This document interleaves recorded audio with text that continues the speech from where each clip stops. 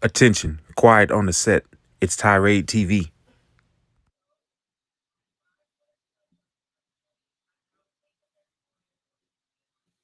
How's it going, everyone? Welcome back to the channel, back to the show. First of all, I hope you all had a great weekend. If you haven't already, please like, share, subscribe. Also, you who love to listen to podcasts while you're working out, while you're at work, while you're driving to and from work, at school, whatever, uh, please go in to Spotify, download the Tirade TV podcast, catch up on all the latest episodes. A lot of stuff coming, a lot of stuff on the way. So please do that. And once again, I hope you all had a great weekend. If you're seeing Monday, you're blessed. So no complaints. Now, with that out the way, let's get into a couple of news headlines I saw, um, and I just wanted to touch on it a little bit. You know, with all the recent mass shootings, in Texas, Buffalo, New York, and so many other places, they continue to get the headlines. You know, and it's partially due to the to people wanting to basically have more strict gun control, and it kind of feeds into the narrative, showing all the mass shootings and certain types of rifles and things of that nature. Now, not saying that those mass shootings and those stories shouldn't be in the headlines, but when you look at what's going on in Chicago, what continues to go on in Chicago, they may speak about it a little bit, but you really have to find those stories more so in the local news or the local media in Chicago to find out what's really going on in Chicago and how bad and how awful it is over there. You know, you just have to pray for that city. Not only that city, but other cities too, every city really. But um what's going on over there is not being reported enough. It's a lot of, well, mostly black on black crime over there, but for some reason they don't really report it as much as they should. And this weekend was really no different. I mean, let's put it this way.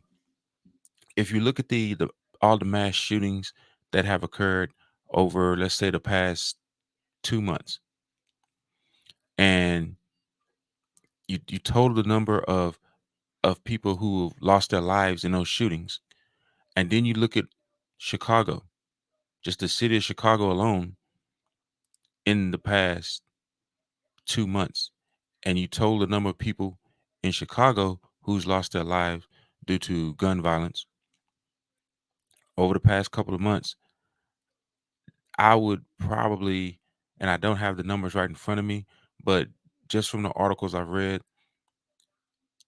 there has been more people who've lost their lives to gun violence in Chicago over the past 2 months than there have been in mass shootings over the past 2 months.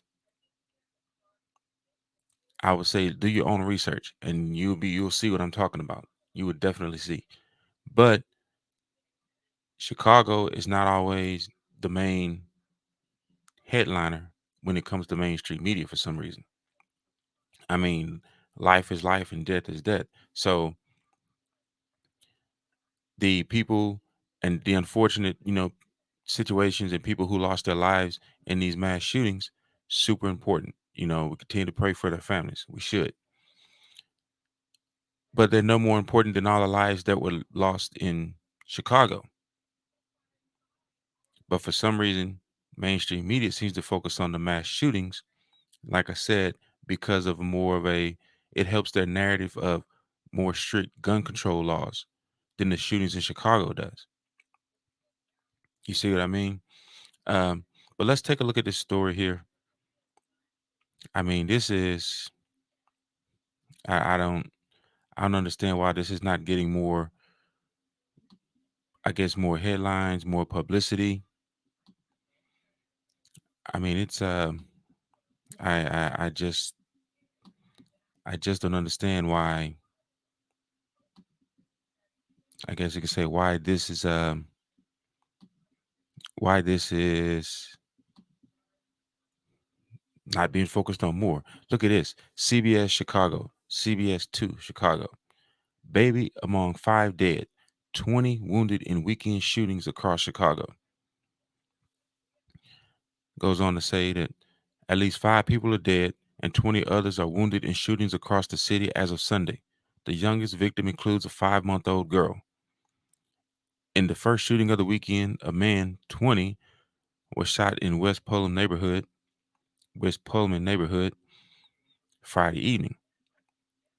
Goes on to say that police said around 8:10 p.m., an unknown offender fired shots in the 11,700 block of South Princeton, striking the victim in the neck. Then it continues. The victim then self-transported to Roseland Hospital in critical condition. Then he goes on to say again, a 5-month-old girl is dead and a 41-year-old man is wounded following a shooting in South Shore Friday evening. Around 6:45 p.m., the child was inside a vehicle in the 7700 block of South Shore when an unknown vehicle approached the victim's vehicle. An occupant from within fired shots. The victim was struck in the head and transported to Comer Children's Hospital in critical condition and pronounced dead shortly after. Now that is wow. First of all, definitely want to our thoughts and prayers to the family. Definitely want to continue to pray um, for everything that's going on. Pray for peace, not violence. And I do think this is where the church comes up huge, even though church has been getting a lot of criticism lately. In some cases, it is warranted. Um, but if you call yourself believing in Jesus, believing in God, you should definitely pray, but also put action behind that prayer. So I think that's the issue with that a lot of people are having with the church right now is they're praying, but they're not putting any action behind it. They're just trying to kind of waiting. I had one guy tell me one time, is like, and he's a non-Christian. He doesn't believe, I'm not for sure what his religion, so-called religion is or what he believes, but I definitely know he's not a Christian. And he was like, what's up with all these people, church people just sitting around just waiting on Jesus to come and they're not putting action behind anything. And he was talking about pertaining to a lot of things that's going on in the country. When the big thing that's been going on over the past 2 years, and the so-called, the gun violence and things of that, and food shortages and things like that. He was like, basically, you having people go and pray, but then go and sit down and watch TV or go and do whatever, not really putting, faith behind it. You know, they want change, legislatively. Well, that change might not always come legislatively. So as the church, you need to put action behind it. You pray and then you go put action behind it. There are times in the Bible where God actually, you know, told someone that, look, I have this for you, I have that for you, this is your land, but then they actually had to go out and physically fight for it. So I'm not advocating violence. What I'm saying is you have to put action behind your faith. So that's what I'm saying. And that's what this guy was saying. And that's what I believe the church needs to do more in situations like this. You know, starting off with prayer, going out into the communities. You know what I'm saying? I'm not saying every church, is not putting action behind their faith. There are some small, especially in the smaller churches. There are some smaller churches out there who are doing wonderful.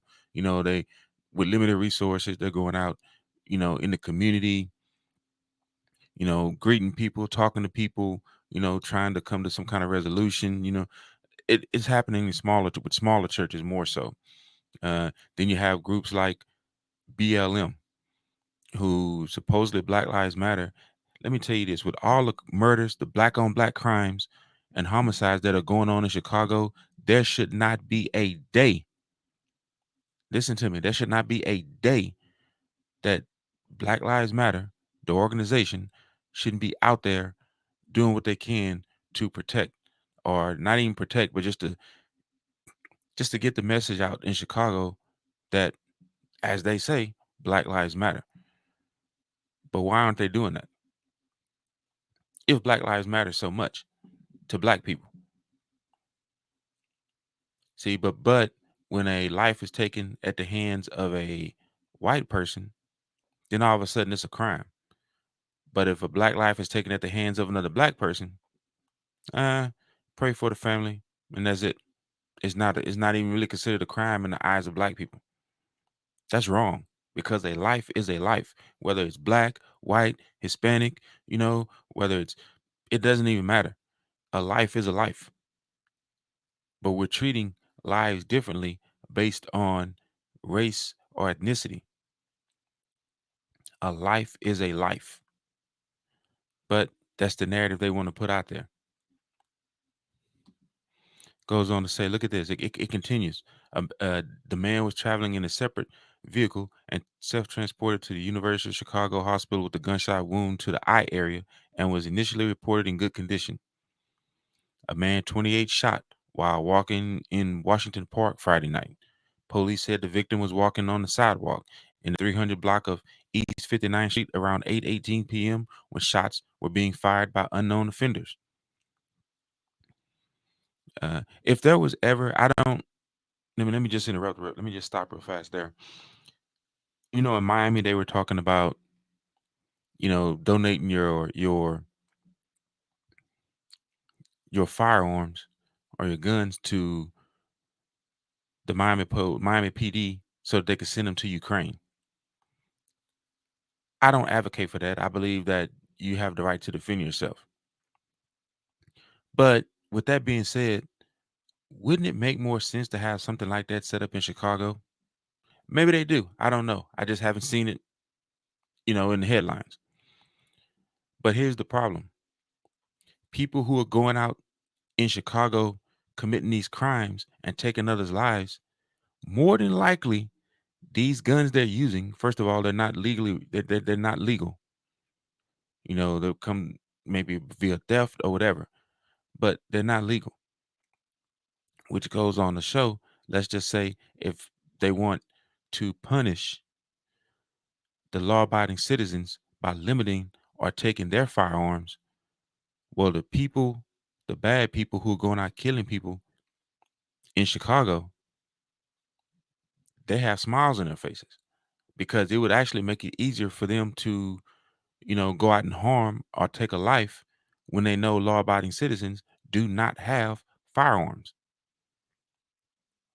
See, we're focused on our so-called leadership is so focused on the law-abiding citizens and gun control. You know, it doesn't seem like they're doing enough about this. I'm just saying. But as you can see on the list here, it just goes on. And I'm sure this is happening in other cities too, just not at the rate it's happening in Chicago. And as far as, you know, so-called so-called activists and activist groups, where you all where are you all on this? Where are y'all at on this?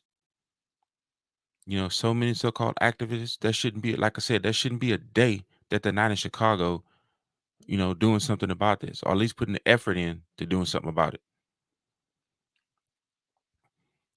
This is crazy. Look, officers found a man with multiple gunshot wounds to the body in Roseland.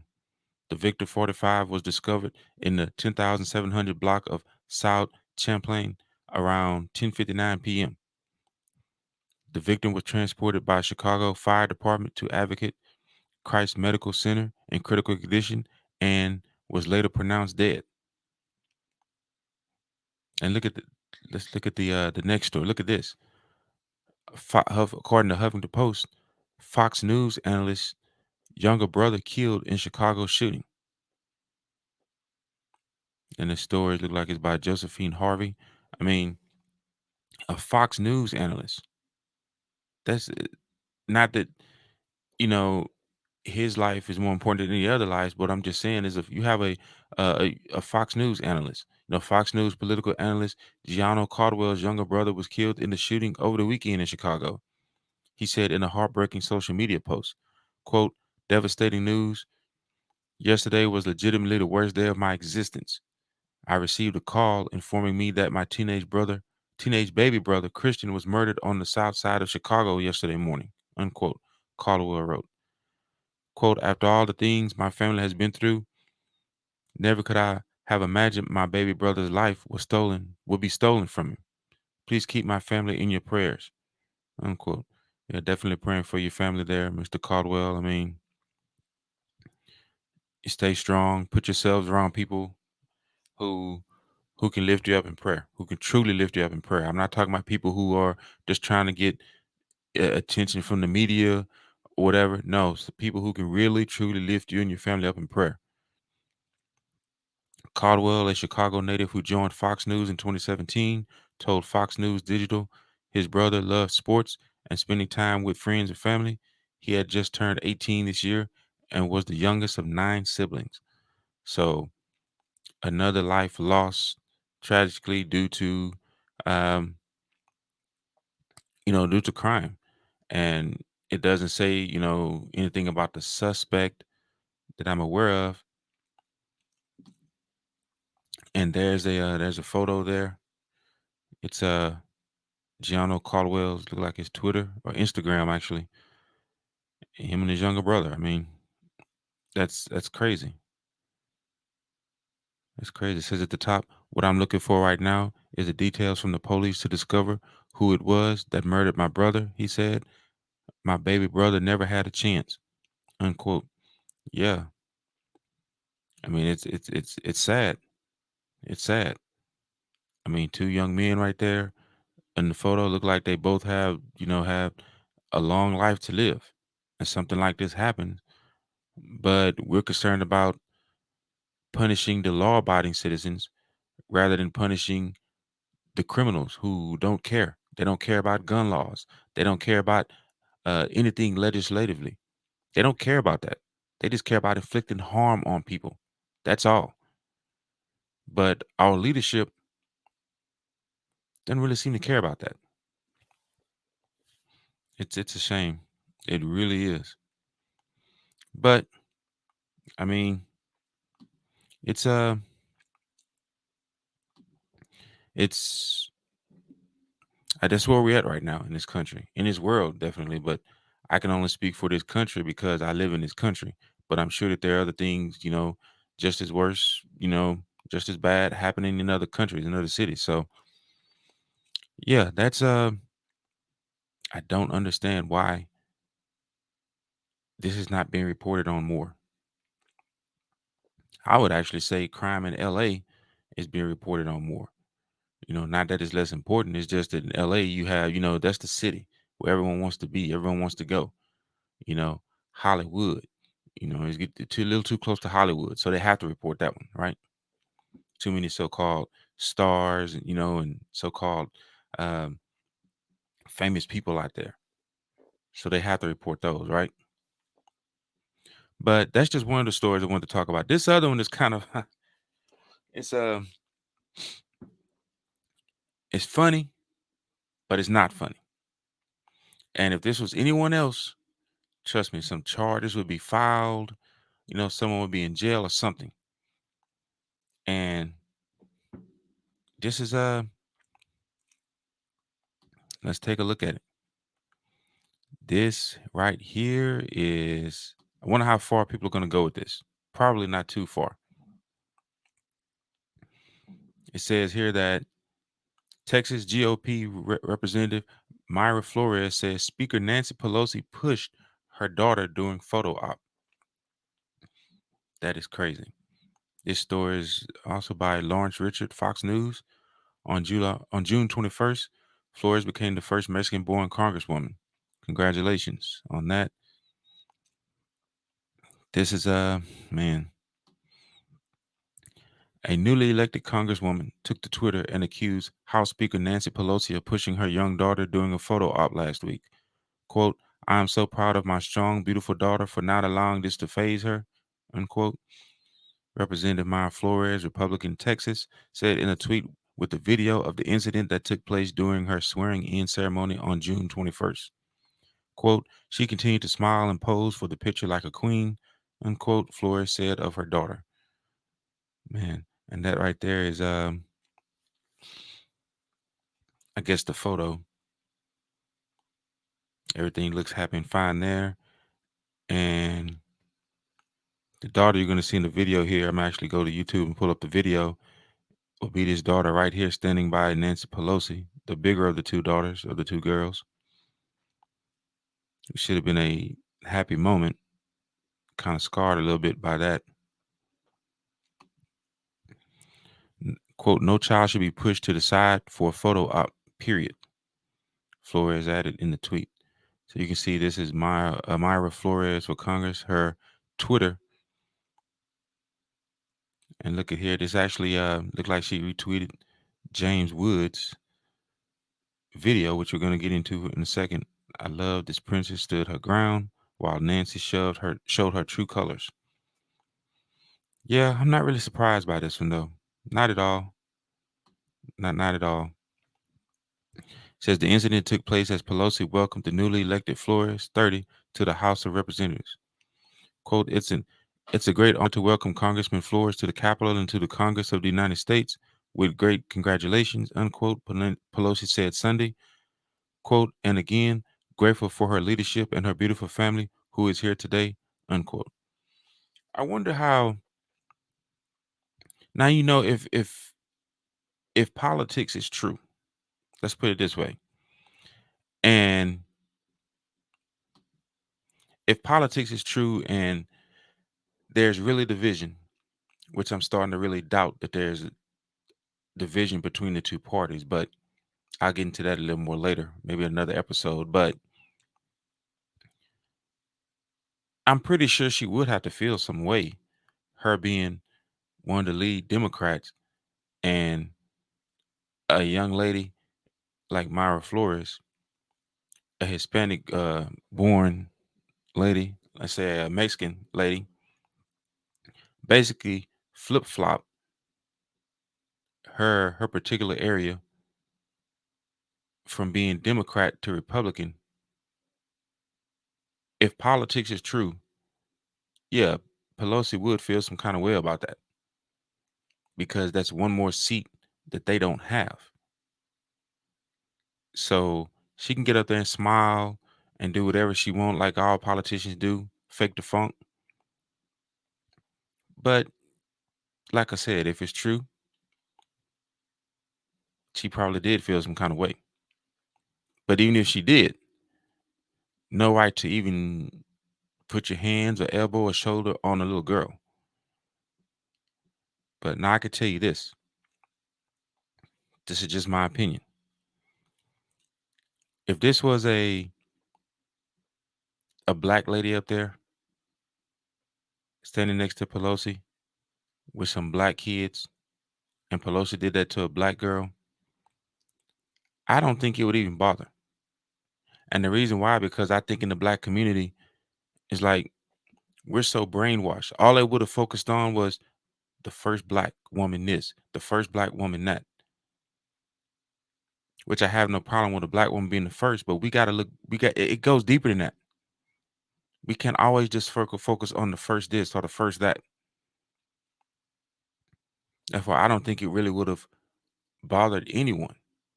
As a matter of fact, I'm pretty sure the majority of the black community probably would have had Pelosi's back. Oh, it's just an accident.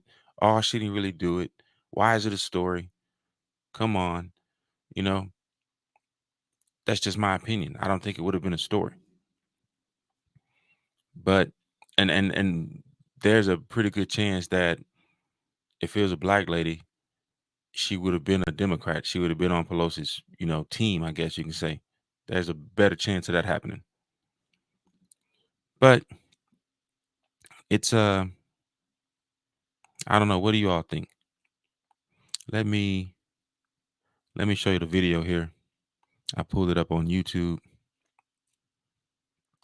It's let's take a look at this real fast. Let's see exactly what is going on. Mayra Flores, huge win, Texas 34th, turning a blue district red for the first time in 150 years. Take a look at this video.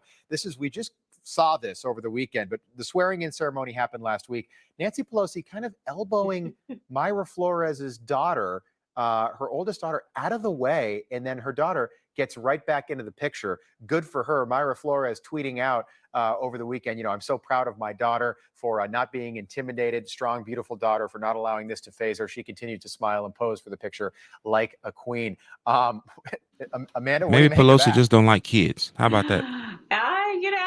I think this is emblematic of who Nancy Pelosi is. Yeah. And she showed her stripes by pushing a girl out of the picture for a photo op. And that's really disgusting behavior. And I'm so proud of this young girl. She deserves to serve us in Tell Congress you one what, she day got where she herself right just back in the stands her photo though. ground and she's She not afraid of put herself the right back Speaker in of the there. House. I agree. Who I think we're shoves looking her at a out of the way. dynasty. Yeah, I agree. Maybe Mayra Flores and her daughter one day too. Yeah, that was a video from Newsmax. The video from Newsmax there. But yeah, the young lady put herself right back in the photo. She got shoved to the side and she's like, nah, I'm coming right back in. So first of all, kudos for her for not letting it distract her. And but Nancy Pelosi, I'm gonna tell you this. You may love Nancy Pelosi, you may hate her. That's not the point right now. Nancy Pelosi is a mean woman. If you've been around a lot of mean people, you know when someone's mean. You know that. Like I've been around a lot of people who's gotten up in age, and it's like the older they get, the meaner they become. It could be from years of, stress or struggle. Or I'm pretty sure she hadn't had much struggle over the past 50 years. She's been pretty much, living a luxurious life. So I don't know where the struggle will come in for her, but she's probably just mad that uh, a Republican won the seat, if politics is true. But what do y'all think about that? Do you think it was a shove? Do you think it was an accident? I mean, Nancy Pelosi actually kind of looked down at her to the side a little bit. So to me, it kind of looked like it was intentional. But like I said, what do you all think? Was it a shove? Was it warranted to be was it warranted a headline? Let's put it that way. Or is it something they should just shove to the back like they do most things that politicians do that aren't really great? They just kind of sweep it under the rug. So let me know. Once again, please like, share, subscribe. Please download the Tirade TV podcast on Spotify. And before I let you go, as I always tell you, don't let any mainstream media personality or so-called politician dictate what you do or how you think. Do your own research and think for yourself. See you. I hope you enjoyed. See you next time.